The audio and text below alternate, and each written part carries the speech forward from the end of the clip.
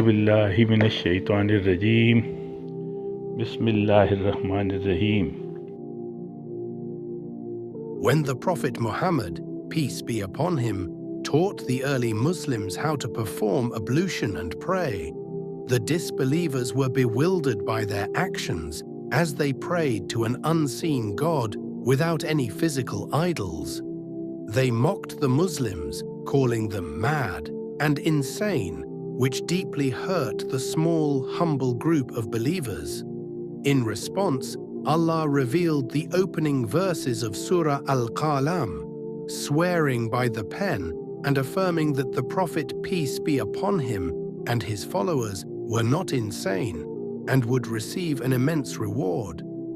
Despite this, the mocking continued, particularly from Waleed bin Mughaira, a powerful and cruel leader.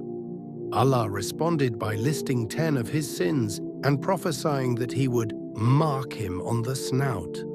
This was fulfilled during the Battle of Badr, when Waleed was struck on the nose by a sword, eventually dying from the wound.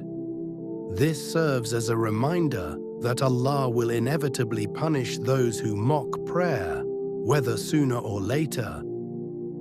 Sadaqallahul Azim.